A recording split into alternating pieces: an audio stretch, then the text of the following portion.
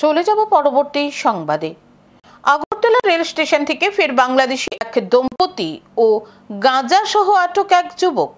Agartala GRP থানার OC জানান, বুধবার আগরতলা রেল স্টেশন থেকে এক বাংলাদেশি দম্পতিকে আটক করা হয়েছে। ধৃত দম্পতির নাম আফজল শেখ ও লামি আক্তার।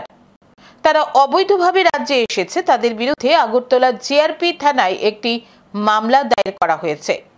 বৃহস্পতিবার ধৃতদের আদালতে সোপর্দ করে পুলিশ। কি বলছে পুলিশ শুনে নেব। আমরা গতকালকে দুজন বাংলাদেশিকে আগরতলা রেল স্টেশনে গ্রেপ্তার করা হয়েছে। তো একজন নাম হলো আফজল শেখ, আরেকজন ওনার স্ত্রী হচ্ছে লামি আক্তার। তারা ফিরোজপুর জেলার বাংলাদেশের অন্তর্গত। তারা অ্যাকচুয়ালি অবৈধভাবে বর্ডার ক্রস করে এসছে এবং তারা বলেছে কলকাতা যাবে। তো এই সুবাদে গতকালকে আমরা ওনাদের এগেনস্টে একটা মামলা নিয়েছি, যার মধ্যে আমাদের যে নতুন অ্যাক্ট আছে বিএনএস, আইপিপি অ্যাক্ট এবং ফরেনার অ্যাক্ট আছে। তো আজকে আমরা তাদের মহামান্য আদালতে প্রেরণ করছি।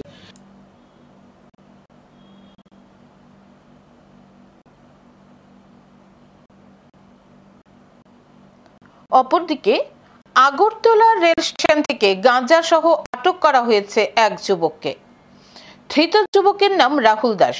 তার বাড়ি আমতলী থানায় অন্তর্গত মহেশখলা এলাকায়। ধৃত রাহুল দাস দূরপাল্লার ট্রেনে সাফাই করার সময় ট্রেনে গাঁজা লুকিয়ে বহিরাজ্যে পাচার করে। বুধবার রাহুল দাসের সাথে থাকা ব্যাগ থেকে উদ্ধার হয় 12 কেজি 400 গ্রাম শুকনো গাঁজা। তার বিরুদ্ধে এনডিপিএস ধারায় মামলা রুজু করা হয়েছে। জেল হেফাজতে রেখে জিজ্ঞাসাবাদ চালানোর আর্জি জানিয়ে বৃহস্পতিবার ধৃত রাহুল দাসকে আদালতে সোপর্দ করে আগরতলা জিআরপি থানার পুলিশ। প্রতিদিন রাজ্যে বাংলাদেশি ও নেশা কারবারি ধরা পড়ছে। কিভাবে এত বাংলাদেশি রাজ্যে প্রবেশ করছে প্রশ্নচিহ্নের মুখে। আর রমরমিয়ে চলছে পাচার বাণিজ্য। ধরাও পড়ছে পুলিশের হাতে। এখন সময় বিরতির, রয়েছে আরো খবর, সঙ্গে থাকুন।